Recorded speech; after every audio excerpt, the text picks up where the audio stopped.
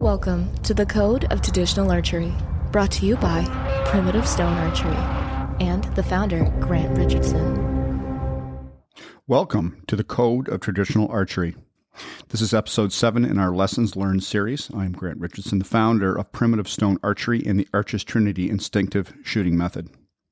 We want to welcome all the new folks who are listening in for the first time, and this episode is about a turning point in my own journey from archer to bow hunter.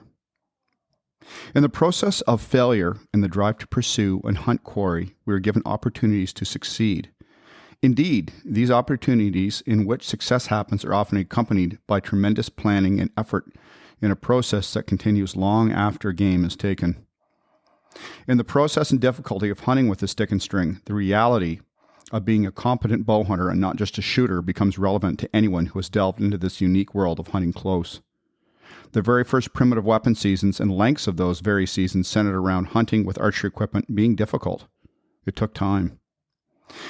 This episode is entitled Learning Curve Complete, Connecting to the Hunter. And I suppose this is where my journey and connection as a hunter truly began. I'd had several opportunities that year deer hunting. I was still young, in my teens, and had the time that youth gives to all hunters, without the responsibilities that adulthood brings with it. Time to walk, sit, and hunt alone, make mistakes, and the drive to be out in the woods almost every day. I had blown several stalks that year and had begun to home in on some of the important lessons I had learned hunting the hard way in the past few years. I'd been able to bow hunt on my own for white-tailed deer, the unicorn of my youth. In those days, we had around, on average, 5 to 6 deer per square mile at best. And while our population was healthy, being in the northernmost region of their range, it was still weak compared to many of the United States populations. My persistence had grown, and I was no longer discouraged by failure, and I fully embraced this, in fact head-on at times. Hunting had become life, and that life began to bear forth strength and self-confidence. That at the time was the dawn of my connecting with my own personal resiliency, for the first time in a way hunting does for those that truly step into the realm that it offers. Earlier that year, I had snuck up on a mature buck. I didn't get a shot, but that sneak took almost an hour and a half or so to cross a small field, and although I was busted by another deer across the next fence line, I had beaten the eyes and nose of a mature whitetail, and was only 10 yards away from him, leaning to shoot when the doe began to wheeze and blow at me, leading him to spring away right next to me, running a mere 5 feet from me at full pelt. I had resorted this day to head to a well-known trail. I had found grouse hunting in September with my bird-fevered Springer Spaniel. It was a hidden area, a grown-over logging road cutover from 100 years prior, now effectively camouflaged from its original purpose, with tangles of grapevines, buckthorn, and blowdowns, skirting a dried swamp. I'd been sitting in front of the very large oak tree 3 times already that season, my preferred destination, and I liked to switch up between the 2 areas I was hunting that year. I had chosen to walk into one of the harder areas to get into and hunt that day, and it had been a slow season, and it took me many yards and lots of time crossing carefully, watching my wind and checking my back trail. It had been a slow season, as I said, and earlier in that week it would close and open to rifle season for an entire week. I knew 2 different crews would be pushing the edges of the woodlot I was hunting that night, and it would affect the remainder of the season when archery opened up again. I crept into and through a tangle of buckthorn and grapevines to get back to the old logging road, now overgrown and little more than a pathway now. Now some trees, still weathering the effects of saws and axes, discarded, still left. I was startled quickly by a grouse that took off from one of the grapevines that was intertwined around a small cedar tree it had been sitting on, gorging on the frostbitten dark purple fruit hanging heavy in the afternoon sun. And I thought of my spaniel Erin and her happy tail wagging furiously whenever a bird took off from a flush. She would have missed that, I thought. However, she was not with me, and the grouse banked high, giving a picture-perfect rising shot as it crested the tops of the grapevines and hit the setting sun, still fairly high in the sky, its brown-faced feathers turning to brilliant copper as the rays of the sun struck its rising flight. This spot was special for me, a magical place, as difficult as it was to walk into. It was worth it. Once inside the mess of bramble, the brush opened into a small overgrown clearing, 2 of them in fact, connected by 2 trails paralleling the openings. The centerpiece was an old giant white oak that loomed like some ancient monument, a survivor of the clear cut that occurred so many years ago, and it stood defiantly with its long branches hanging down, as if weary of being so magnificent. The grouse had broken my focus, making me feel like my cover was blown, as I tried to sneak in like a shadow to the base of the oak tree, where I had the perfect area to sit, blending in at the base of its monolithic shadow.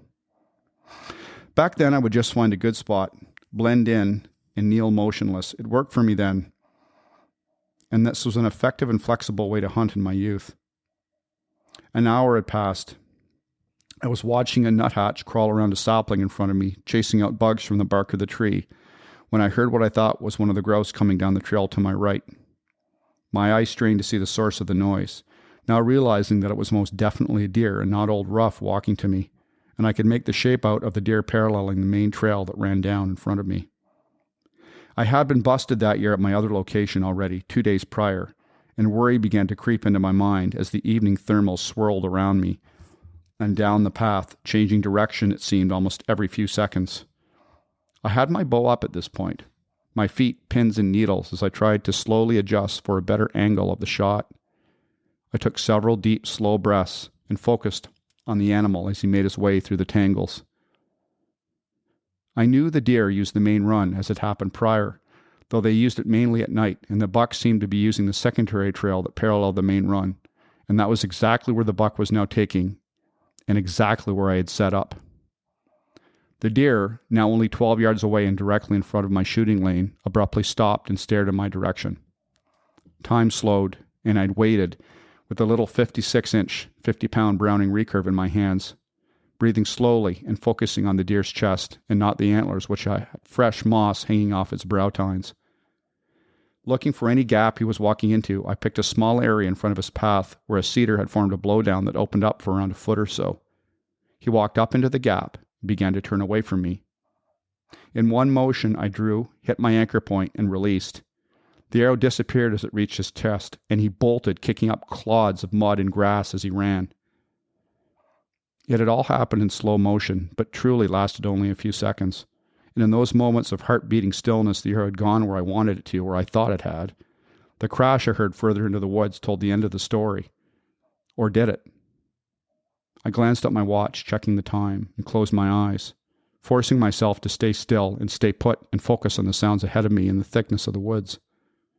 I sat back on my haunches, standing slowly to let the pins and needles leave my feet, and kneeling back down, taking a deep breath against the old tree. I looked up at the branches, the sun fading onto the yellow leaves, now dry and brittle, some falling around me, and I wondered how many wild dramas the tree had witnessed over the years between weather and animals, that had used it for shelter and collected its acorns in the 100+ years it had been growing there. Stepping forward after almost a half hour of waiting after the shot, I walked gingerly into the clearing to the path where the deer had been and located the arrow. The old autumn orange shaft I found stuck firmly in a small cedar after connecting with the deer, and I studied it closely for signs of that, and it was evident. Dark guard hairs lined it, and the arrow was crimson, right back to the fletch. I tagged the tree and arrow with some orange trail tape, and looking back down the path the arrow had traveled from the base of the tree where I'd taken the shot, focused in on the deer's hoofprints in the mud. Picking my way slowly into the cedars, which formed a tight cordon around the clearing, I was forced to crawl in and around many of the trees until it opened up enough for a clear sight in the fading light. There, only several yards away, was the buck, expired and serene against the forest floor.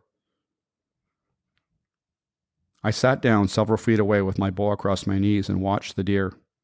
In that moment, I don't know if I was awestruck by the fact I'd just taken my first deer after all the time and spending in inclement weather, getting comfortable being uncomfortable.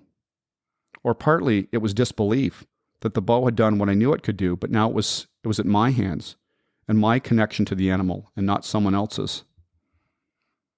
The intimacy of that moment struck me deeply, and I was in awe of the animal in a reverence I had not fully experienced prior, even finding other people's deer for them.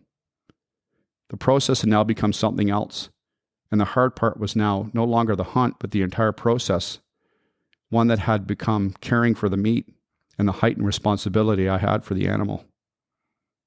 It dawned on me suddenly I should go get my father to share this experience, and we returned together a short time later as it was now getting close to dark.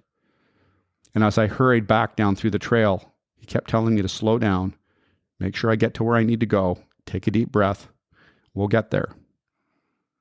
We sat together for several minutes without a word spoken between us. And after saying a word of thanks and dressing the deer out, the work began to get him out of the woods. My father and I said few words that night on the drag out. I insisted on doing all the work, while my father accompanied me through the fortress and tangle of brush and trees which surrounded the opening. An almost 3 kilometer slog to where the truck was waiting on the fence line. It took what seemed like hours. We finally got the buck into the back of his pickup. Catching my breath, I looked up at the stars shining now. The wind had picked up at that point, and in the ambient light of the moon, I could see lines on my father's face I hadn't noticed before. It was a moment of reflection and one that I will never forget. Something changed in me that day. After following him around for years in the woods and waterways of my youth, something had now broken through, and I was now walking beside and not behind him. A connection with my father into the recesses of our ancestors had been reached by both of us through this process. I now realize that it was in this connection of living and pursuing to hunt to live. I was feeling the resilience and self-reliance that has guided our species' survival over the time we have walked this earth. My respect, admiration, and knowledge of the whitetail had also grown. I now had an appreciation I had not felt before, and a thankfulness for the deer in its life and habitat I had pursued it in. My personal protection for that ecosystem and the wildlife that had habituate had grown fiercely as well. To this very day, I have connected to our environment and the struggles all creatures experience and coexist in nature because of hunting the hard way. The circle is always constant, surrounding us as we go about our business in the concrete world we've created, whether we like it or not. The experience was hard-earned and not given, and I'm now teaching our youngest. I'm no longer in it for me. I'm now deeply immersed in fostering her own traditions, her own legacies, as it was passed down to me to create those memories that were lived through both failure and success in its unforgiving and immersive way. I've hunted in some archery-only areas in the U.S. that required a shoot test before being able to proceed. Minimum weights are also present for a reason as well, and it's a generality that blankets certain species to ensure adequate killing efficiency across the board again, surrounding ethical hunting, and those restrictions are there for a reason. Those very laws are the driver for our ability to hunt with archery equipment. Shoot whatever you want, but stay within the limits of what is established for good reasons, whether you agree, with those reasons or not. And let's talk about that for a moment. I'd been shooting since I was very young and had developed enough that I was shooting a bow of adequate weight to take a whitetail with. And I insist our own daughter does it as well. And she won't be hunting with that bow until she can consistently put arrows down range with broadheads with accuracy in her own effective lethal range, even if it is only 10 yards. I have zero issues with equipment folks use as long as it's ethically sound. And your limitation with the bow should not limit how well you learn to get close. I believe with right effort and the right mechanisms in place that I can get most folks hunting ready with a stick bow in around 30 days if they follow the shooting platform and practice. The issue is their own comfort zone, and they may still be restricted to shooting at game from 10 to 15 yards away. And that's the part where getting good at hunting and not just shooting comes into play. Walking out of the woods empty-handed is common, although each of those walks results in something being improved upon or learned. I dare say the driver of hunting with a stick and string is more connected to our inner connection to those that walked before us, because they had no other weapon of choice. No hard-powered rifles, scopes, compounds with extraneous let-off, nor the comfort of modern clothes and a warm truck or car to head back into. These are choices which are all available to us. Either way, the idea of a simpler way of hunting, of becoming effective in that method of hunting, forces one down the path to history and a reckoning with our modern selves. It is within that process of deconstructing the modern hunter into something closer to our ancestors, a place we all come from, we recognize a part of who we really are. The limiting of the hunting platform will bring this to the forefront of your endeavors quickly. A reliance not on just technology, but on ourselves, our instinct, our ability, and in the end, with the traditional stick bow. Something that is more about the connection we have using a primitive weapon and how that weapon ends up becoming a part of the ancient hunter we all are.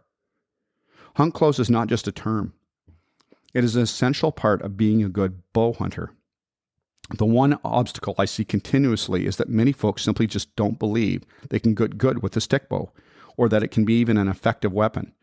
And sorry, but to use, Yoda's response to Luke Skywalker upon raising his X-Wing out of the swamp, I don't believe it, and you're responding, and that is why you fail.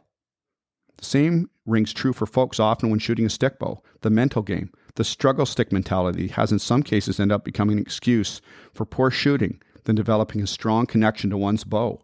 A mojo, you could say. In order to connect and become effective with any process, it requires failure.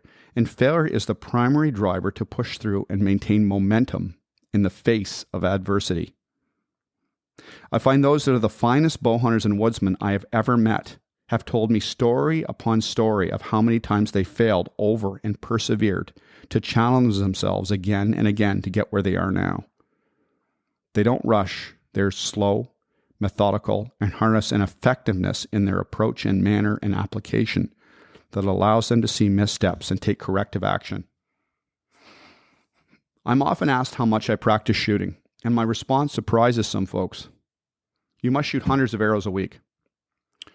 Archery, arguably, for the most part with a stick bow, is to an extent a perishable skill set and requires direct input to maintain it. Even after shooting regularly for 45 years and hunting for 38 of those years, I still shoot weekly year-round.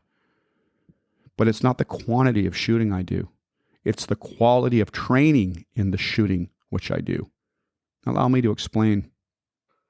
If I believe I have reached a certain point in my shooting, then my ego will begin to take over and I will begin to plateau and stagnate, since my mind and myself will believe I attained a level of ability, a level of proficiency. The problem lies in the ability and that belief. If I'm shooting at the same target and the same 3 arrows in the same distance over and over, I'm getting good at that shot setup. This causes comfort and no longer challenges the brain, and growth ceases. You get good at shooting that target, distance, and shot cycle. In order to grow, you must challenge yourself. And I'm not talking distances. I'm not talking obstructions like trees and rocks either. I mean positions and angles with good ethical shot presentations, just like real hunting situations you would take, not might take. When I taught combative martial arts and coached MMA, when we did large seminars and training camps, we would not allow the students, regardless of rank, to wear white belts. This was for the most part a no-ranking system in the systems I was teaching at the time, with the exception of BJJ. Your ability did the talking and not your belt. We could pick out the brown belts of those traditional systems almost every time apart from the black belts. Why? The brown belts were still hungry. They had not reached a point where they felt they were plateauing subconsciously. They had drive and would let it all out and were still self-competitive. They were still growing. Now throw BJJ into the mix and you see a different beast. A senior blue belt knows most of the submissions, positions, and defense a black belt does. But what does the black belt in BJJ have that the blue belt doesn't? Flight time. The black belt has more time in tournaments, competition, pressure, and is created based on the same structure, base, position, control, defend, submit, etc., his or her own application based on resistance training and rolling with many people of all sizes, schools, ranks, shapes, competition, gi, no gi, as well under a fully resisting opponent. In other words, they develop their own application that evolves. What does all this have to do, and how can this translate into traditional bow hunting and shooting? By adapting your shooting with your hunting skills, setup and flight time, attributes under pressure, and in isolating the individual pieces that make a shot work instinctively, through training instead of practicing the same way at the same distance every time. That's how. Folks that do trick shots isolate the trick shot. The end result you see on video, on social media, has been isolated in practice and failed at over and over again until success is attained. It isn't training for bow hunting. It's training for a specific trick shot. While visually appealing, quite often you'll notice a large black background target face in order to the object to stand out for clarity, to complete the shot objectively. This is visualization. I'm not taking away from these amazing shots. They are what they are. Mastery of the trick shot. But isolate your own process in what and how you're setting up your shots. and not so much how you're shooting your bow, and you'll find you'll improve much faster. You'll be changing your shooting every session if you challenge your natural sighting system, the brain, hand-eye coordination that goes along with it, and that's doing most of the work. It's one of the main reasons I do a lot of work on focus and focal point drills when I am shooting and not the standard 3-arrow grouping often seen. I never want to lose that aforementioned drive. I have to add resistance. So get in your flight time. Switch your shots up and increase the difficulty in your own effective lethal range. Add pressure and develop an application from good consistency that works for you. The individual, as I've said before, is more important than the established style or system. One of the toughest shots I've ever seen is a fellow I know from Ontario here who can shoot a candle flame out from 40 yards or more in a dark barn. He was self-taught primarily, and in my opinion, one of the finest instinctive archers I've ever seen in my entire life. Almost a Ronin of archery, if you will. Try that shot out with a moving flame sometime at even 10 yards. It will help your focus and humble you at the same time. Take my word for it. Remember, seeing those 3 arrows all connected together makes the brain happy. It doesn't necessarily challenge us to exceed and grow. I want confidence in the folks I coach, not ego. Look at your process like honing a blade. The sharper, the better, and the easier it will be to use. Just like a sharp knife is safer than a dull one. If you give a man a fish, you feed him for a day. If you teach a man to fish, you feed him for a lifetime. And as the saying goes, I want to teach people to fish for themselves, not give them a fish every day. Break up your shooting specific to as many of your own personal hunting situations you can, and you'll shoot better. I have let down on 3 times as many animals as I have released a string on. This could be for many different reasons. The animal was nervous, maybe a branch got or an obstruction got in the way. It turned and the shot wasn't there. Another animal got in the way. For whatever reason, I let down. Something wasn't right, and I waited for the right shot.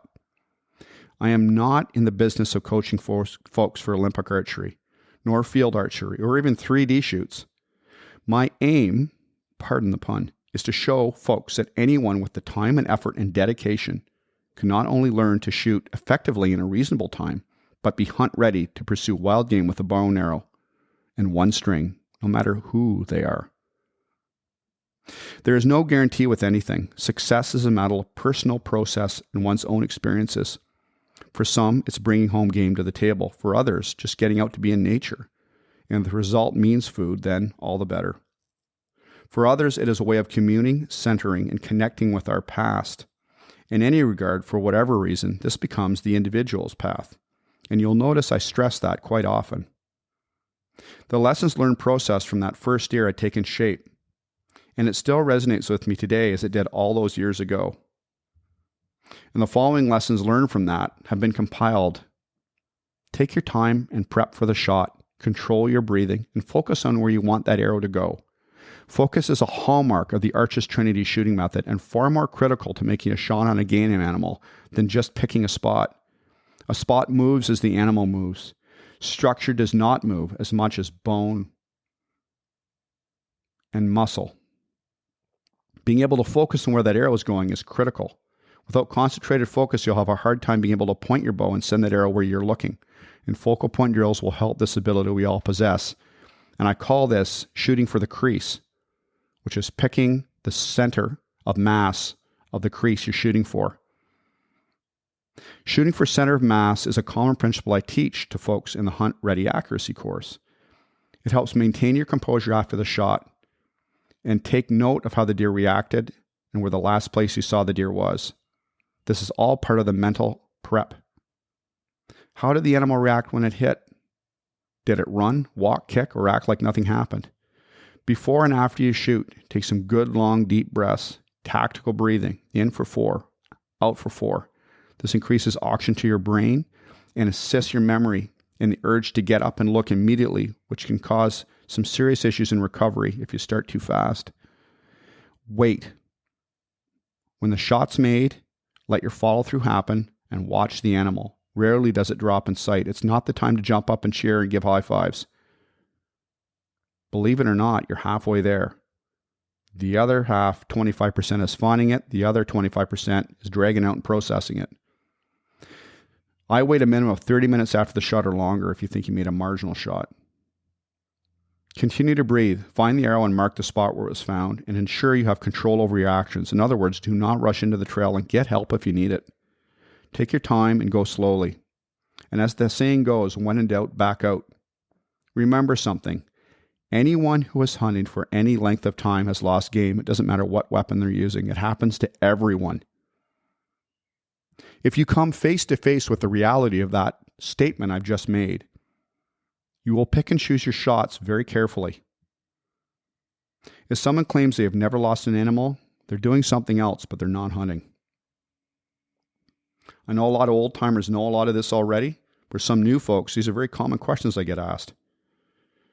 The resilience in being immersed within the difficulty of the path of walking with and relying on the individual self's ability with the stick and string in the woods and wilds of our world will most certainly bring forth an honesty and stronger individual, embodied in the self-reliance, centered in the knowledge of what they're truly capable of, which, frankly, in today's world is very needed. Thanks for listening. We are very excited to announce, as a thank you to our podcast listeners, we're giving a 1-month free access to our Hunt Ready membership platform, our $39.9 value that will give you access to our rapid entry into traditional archery course, trad tips videos, a weekly group coaching call, which is safe for viewing at any time, as well as our private Hunt Ready community page. Thank you for the feedback, and thank you for joining us. The positive feedback we have had confirms for us the intent of what we are doing based on the 3 pillars of the Code of Traditional Archery for us: weapon proficiency with the stick bow, ethics to guide us, and conservation in order to protect the very wildlife that inhabits the woods and fields we hunt, as our themes are resonating with folks all over the world. We encourage you to check us out on Facebook on the Edge of Instinctive Archery, on Instagram at Primitive Stone Archery, and our membership platform in our podcast description. We often get asked about bows and who we recommend for custom bowyers, so we will be showcasing some grassroots bowyers from time to time. If you're looking for a true custom longbow, check out Riverbend Longbows on Instagram. You will find Ray makes a longbow that is truly a functional work of bow hunting art. For self bows, check out Heritage Bows on Instagram.